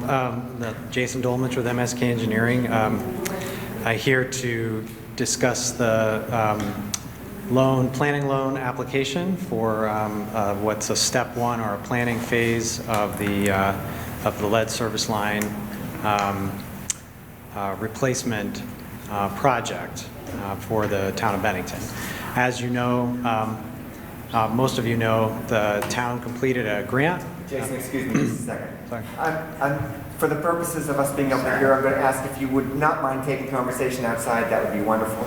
Sorry. Thank you very much. Okay, Jason, please start again. Okay. So this is a next step in the what was a grant to sort of map or assess the potential number of lead service lines that are located in the town of Bennington, and the Drinking Water State Revolving Loan Fund, as a part of their intended use plan for this year, has identified $2.2 million of 100% reimbursable funds for lead service line replacement activities. So this planning loan is a first step to getting to essentially accessing those funds for replacement of lead service lines for residences and users inside the town of Bennington. What this particular step entails is essentially it's a three-step process or a two-step process, which is an environmental review, which would essentially clear the area that has potential lead service lines for all the environmental review requirements for any potential project that might happen in that area, so that when additional funds become available, that step box will essentially be checked and we'll be the first in line to receive that money. The second part, of course, which is the bulk of the work, is a comprehensive public outreach that will aim to touch at least 800 of the 1,500 units that we believe may have lead service lines. So the effort will be to confirm either the presence or absence of lead service line at that location, and then be able to identify or place that project or unit into a potential construction project to replace the lead service line. As I mentioned before, this is a planning loan, and the funding that we're going for is also a loan, but all of those activities are 100% reimbursable if they're associated with lead service lines. And our goal is to try to get a hold of and use as much of that 100% reimbursable funding as quickly as possible. So I gave you a brief executive summary, and then I provided a follow-up and the loan document itself, which requires the select board's approval. So Jason, I would just put it to you, you have come to us offering to spearhead a grant program, or a program that would start out as a loan and would be fully reimbursable, that would look into 1,800 different households that may have lead contaminated water at this point, or lead lines anyway. And you are offering to potentially get a planning grant for us that would be completely reimbursed by the state, and then potentially apply for grants to replace those lead service lines as a result of the planning grant, which also would be reimbursable from the state. So give me one good reason why we should not do this if we care about the drinking water of our citizens. I will just make one correction, because Ashley Lucht from the Drinking Water State Revolving Loan Fund would want me to say this, is that these are all loan funds, but the loan funds are pushing towards 100% reimbursable, essentially eligible, so the equivalent of a grant, right? So zero out-of-pocket cost. So there's no good reason not to do this. I'm sorry, I couldn't quite hear you. No, there's no good reason not to do this. Okay, thank you. I'm a terrible salesman. Board you've read the materials. Questions from the board, Bruce? Yeah, I agree that there's no good reason not to do this, but I have a question, just because I came into this sort of partway through. And that has to do with, I think it's on page 2 of 12 of the application. It talks about the lead service line replacement planning phase. You're requesting $80,000, I think, as I read this, from a total project cost of $11 million. So is this $80,000 in new money on top of, or does this include work that you've already done? Because I think you've already done some work, as I recall. There was a grant that was issued. There were 2 grants that were given out last year to 2 communities, one being Bennington and the other being Springfield. And Bennington was the recipient of a $100,000 grant to do a slew of activities, one of which was a mapping project, which was to map potential lead service line locations. Another was to complete a testing protocol that could confirm lead service lines where there's the absence of visual information. Another is public outreach, the creation of a website and public information. So that particular grant was wide in breadth. This application is, we have several confirmed lead service lines, but we don't have 800 confirmed lead service lines. And so this application is really aimed at first taking care of the environmental review that's required to essentially check a box to be eligible for funding. But in addition to that, it's basically to concretely confirm the presence and or absence of a lead service line at a particular location, so that one unit can be placed into could be placed into the replacement program or the construction as a part of the reimbursable construction loan. So this is new activity that's specifically tailored towards identifying the presence or absence of lead service lines. Gotcha. So it's not, Go ahead. Well, so that I can be clear in my mind, so that this is new activity, not unrelated to what took place. Completely related to it. Completely related, but it's trying to go deeper. Because when the grant was completed, these funds weren't available. Right. And now that they became available, we're trying to get them. I get it. Okay, thank you. So Jeannie? I think this is fantastic too. I'm just wondering how you will choose which homes and businesses that you inspect. We are going to send a letter out to all 1,535 units, basically availing them of the opportunity. I see. And asking them to contact us. Okay. And our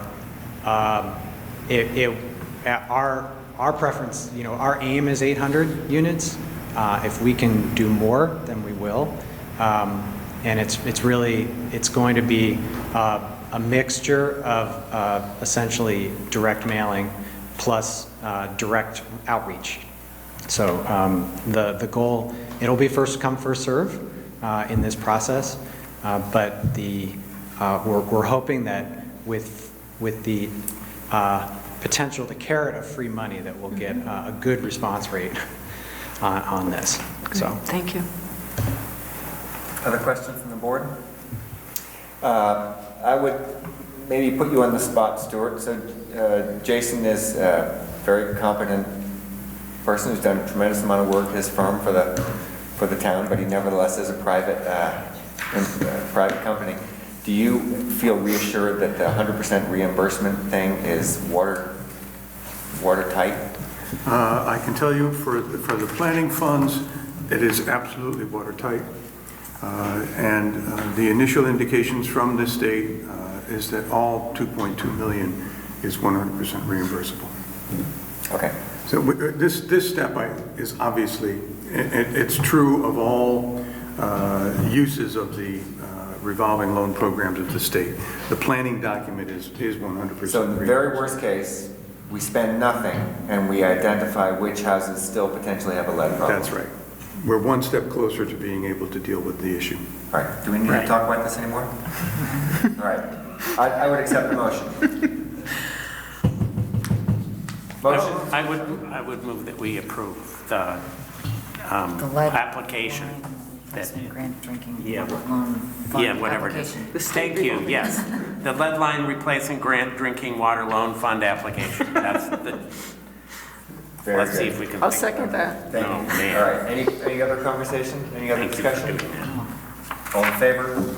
Aye. Aye. Okay, opposed? No, obviously none. There is a signature page. Unfortunately, it only has 5 signatures, so you can squeeze your name. Jason, while you're here, so this is one of the reasons why we like having, we talked about purchasing policy earlier. This is one of the reasons why we like having people like you working for the town, because you watched out for this grant. You brought this to our attention, and you were the person that said we should be doing this. So thank you for that. Well, thank you very much. It's a benefit to serve our community. We're going to be fine. All right, next item on the agenda is, let's see, we're all out of order here. Can I ask one question? Yeah. I was kind of geared towards Jason when you said first come, first served. So are you saying that the lines will only be replaced for those that need response? No, not at all. So this is expected to be a multi-year project.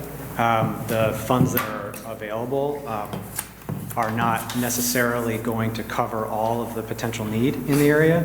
So the goal will always be to go after as much money as possible when it becomes available, and to essentially take care of all of the service lines that we can. So the reason why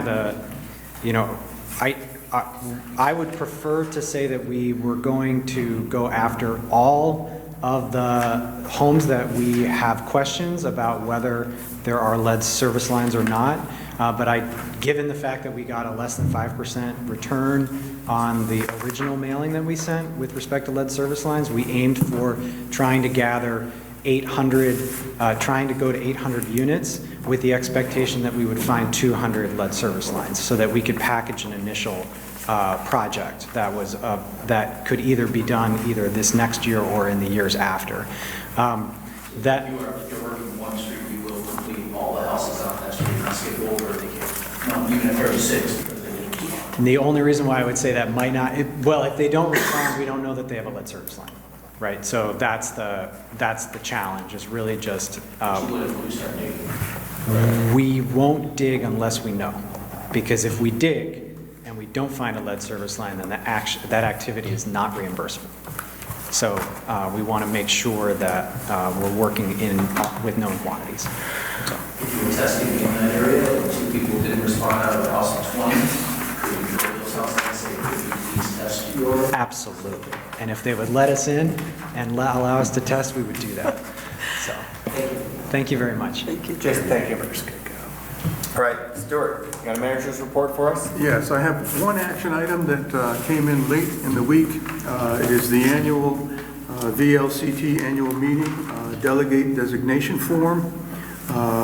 For all of my years here as town manager, I have been the delegate, but it does require an action by the select board to appoint me and the chair's signature on the delegate designation form. Okay, I'd look for a motion to appoint Stuart to the Vermont League of Cities and Towns. So moved. Okay, second? Second. Thank you, Jean. All in favor? Aye. Opposed? Okay. Send it around. Donald, you need to sign. Okay. The rest of the items are I'll just run down and highlight. We are providing a public auction of the residents at 217 Washington Avenue. This has been a building that we acquired in tax sale. Actually thought we had it sold once. That sale failed. A second time, there was an offer, and that too failed.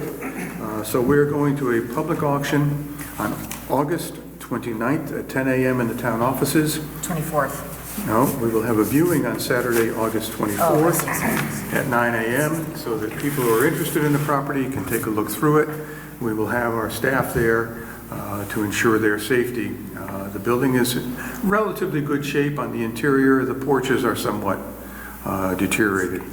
And this is a no reserve auction, which means it's highest bidder wins. There's no minimum bid required. As many of you may have seen, work has begun on the 3 contracts that have been let for the PFOA water line replacements. We have work along Route 7A moving from BPI north. There will be work in the Apple Hill Michaels Drive area along Houghton Lane. And then there will be a contract in the Willow Road area, which is just off of East Road, and it reconnects down to the East Road, and there are a number of small private roads off of that. So those works are underway. There are 2 additional contracts that have not yet been bid, and that involves East Road, the upper end of East Road, and practically the entire length of Chapel Road. Water does exist on a portion of Chapel Road and East Road, so it's an extension of the municipal system. The wastewater treatment project is moving along. We had a meeting this week with the contractor, who has fallen approximately a month behind.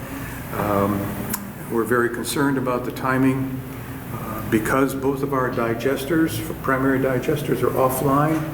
We're now beginning to have problems with odors. The state is working with us, as our engineers, to try to determine a way to prevent those odors from impacting our adjoining neighbors. And we hope to have a solution for that very, very soon. I can tell you they're working on the digester covers, but that too is creating some additional issues with regard to the sand. They're sandblasting the covers to remove the imperfections, and that creates a plume of concrete dust, which moves about not only our site, but may in fact move with the wind. So we're being very, very careful about that, asking the contractor to institute more safety measures in handling that material. The Morgan Spring delivery system, we have resolved all of the environmental issues.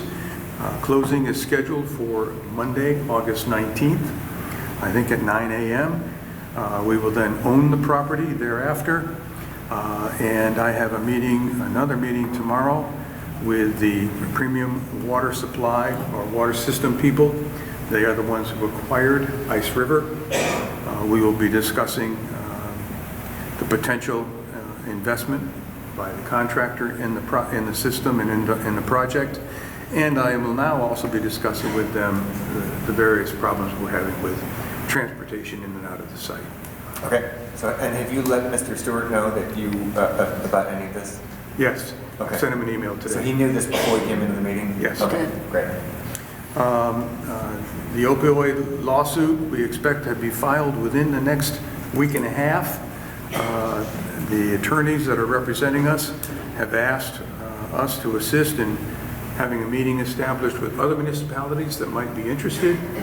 And it's interesting when you look at the data they have gathered. There are towns that on a per capita basis have a much higher opioid-related problem than we do, and they are not yet involved. So the Vermont League of Cities and Towns has agreed to offer or host a meeting whereby these attorneys will be able to address their data and their concerns to these communities to see if they will join us in the lawsuit. Again, is that likely to be open meeting format, or is that likely to be a meeting of officials? That will be a meeting most likely of mayors and managers. Okay. And they'll have to carry the information back to their respective boards and councils. The splash pad, we are now likely headed to litigation. Unfortunately, the contractor has been unresponsive to our plans for fixing the problems. We are most likely going to be bringing in an expert from outside who will take a look at the existing setup, the proposed, the original documents that were the design documents, the as-builts, and we hope to gain from this individual an idea of how we might move forward and preserve the project, because there's so much embedded in the concrete that any demolition of that concrete could really damage the work that's been done. Piping, lighting, everything. So it's a little ticklish, but we cannot move until we have resolved the contract with this particular contractor. And that- So can you tell us why that is? I know, but Well, can you tell the board, please? If we proceed without litigation in this particular case, then we can be perceived as having violated the contract, the terms of the contract, and they can come back on us. So we will proceed with litigation, and then we believe we'll have an open door to go ahead and get the thing resolved. We have sufficient funds to do it. These are funds that were raised from the community, and we had hoped that we would be able to work with the original contractor, but that now does not appear to be the case. Could I ask a question about that? I emailed you and I had a couple questions because it happened before I was on the board. So it's town land with private funds raised, which the town is, but the town is administering the project, or who actually hired this contractor? I just don't know these things. I'm Yes, sorry. the individuals that raised the money actually conducted a bid process. They hired the architect, they hired the engineer, they conducted a bid process and selected the vendor. The vendor then subcontracted some of the work that was done at the site. It is the subcontractor that failed to meet the design standards. And when the contractor, the general contractor, reached out to them to return to correct the situation, they refused. So they have walked. And that's an issue between the general contractor and the sub. It's really not our issue. Our issue is with the general contractor now. Right. So, yes, things were put in place that were not, essentially, the town was involved, but we were not the administrator, we were not the manager. We were on the sideline, participating, but not administering. And now we're kind of left holding the bag, in a sense. Well, it has worked out that way, yes. Okay. And I don't mean to diminish the work that the people did to raise the money. Because it It's just that is trying our to understand. project, it is our project. It was a project that was being, in a sense, gifted to us. Right. And we've now got to follow through to make sure that's done. Okay, no, that makes sense, thank you. Can I ask a question? The water treatment facility project, is there an opportunity to make up the time, do you think? There is. Good. The contractor has indicated in the meeting last week that they were going to be bringing in sufficient crews to catch up. Great. That remains to be seen. Let's be hopeful. We are hopeful. I have one other question, or actually two, one just raised. The opioid lawsuit is in federal district court. Which federal district court do you happen to know? It will end up being in the Ohio District Court. That's what I thought. All of the federal suits have been consolidated into the Ohio Federal Court. The judge there has been very aggressive in trying to force these companies to reach a settlement with some 6,000 litigants. So that is underway. And it still may take some time before everything is settled, but our action will be against not only the manufacturers, but the distributors, the pharmacies, and the benefits manager companies who, in some cases, have been had side agreements, it appears, with drug companies to push certain drugs to their customers.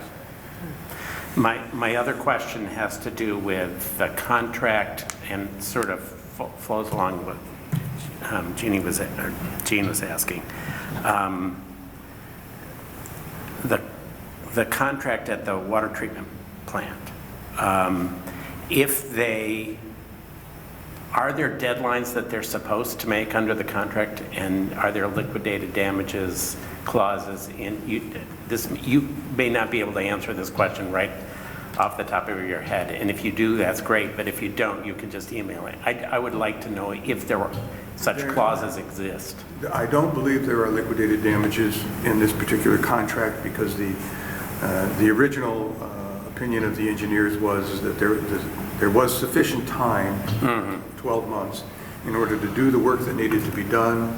The schedules that were submitted by the winning bidder, Kingsbury Construction, appeared to meet that schedule very easily.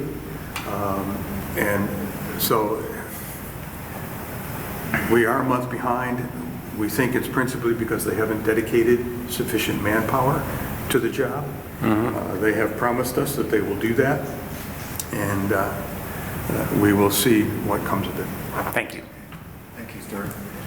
Good report. Thank you for your thoroughness, keeping us up to date.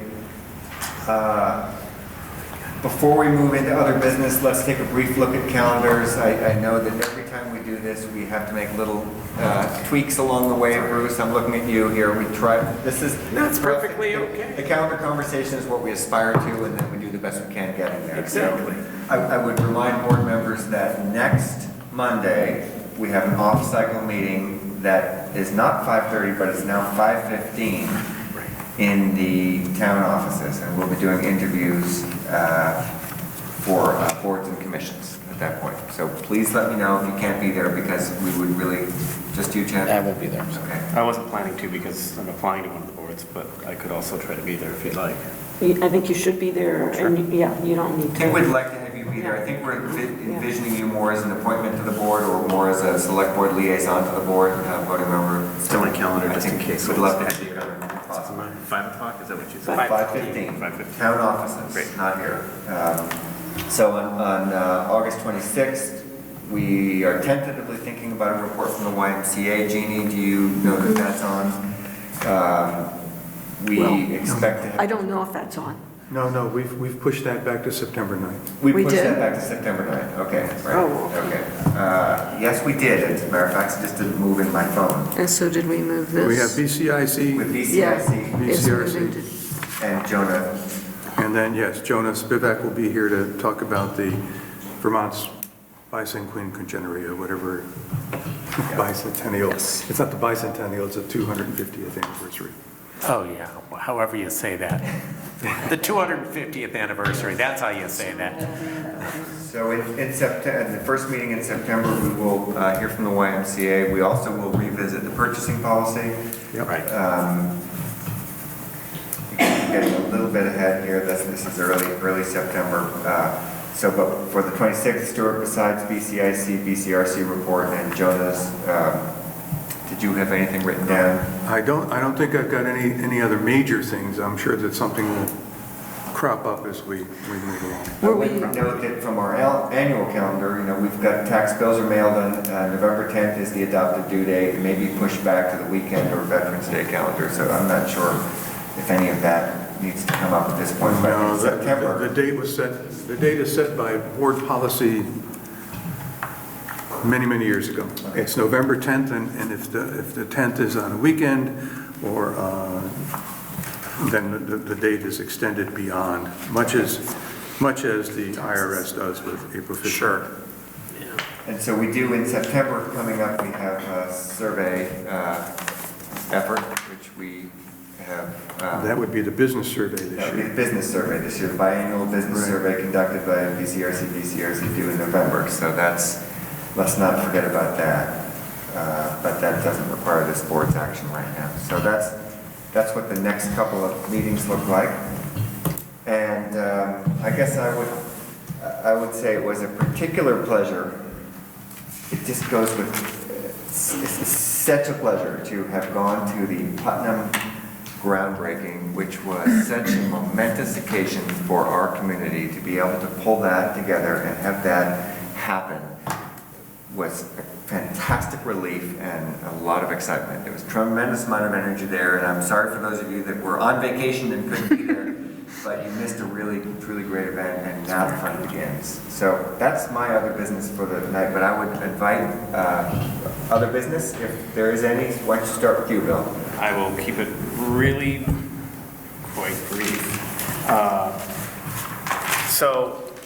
Well, first off, I'm sorry, Lindy Lynch I'm still getting over that and the loss for our community, and especially this community has lost so many major figures, in particular women, that this was a big blow. On a lighter note, Go Marauders, well done. And for those of you who didn't know, I think the rec center closes in like 10 or 12 days or something like that for 2 weeks. Yes. And you can go to the North Adams Y, your membership gets you in there for that period, which conveniently has very good hours for us, so. Okay, thank you. I have nothing. Jean? Nothing. Bruce? Just a couple things. I want to thank RJ and Larry Gates, RJ Jolie and Larry Gates for taking me around on Tuesday, I think it was, Tuesday afternoon, to the various sites, the three major sites. It's always a good experience, and if you have not ever done that, board members, I would highly encourage it, although I don't want to take up more of their time. They love when you guys come, so. Yeah, they really did. They put the word out, and they do a wonderful job. But it's also, I mean, you learn a ton about what are really essential services that the town is putting out. I, for one, did not know that they shut down the surface water intake when it's about to rain, which was happening just as we were there. It never had dawned on me that was the case. And anyway, there's lots of interesting things. I got a chance to see the work not being done at the water treatment plant, or not work being done as quickly as we would like. But I wanted to thank them and all the other staff who talked to me about what they were doing. It was really, we have good folks there. We do. The only other thing is I would encourage folks to participate if they can on Saturday, August 24th at the Sun and Fun Festival. It's all free on Hillside. It's all about sustainability and solar energy, and happens to be at Second Congregational Church, but you don't have to be anything in order to be there. Just come. All right. It's all free. Good PSA. Jean, anything from you? All I wanted to say was it's really great to see work being done on the Depot Street garage. Yeah. It's really exciting, that's all. All sorts of stuff going on. All right, well, we do not need an executive session tonight. I would be looking for a motion to end this meeting. So adjourn. Motion to adjourn. So moved. All right, second? Second. All in favor? Aye. Good night, thank you for coming. But we did.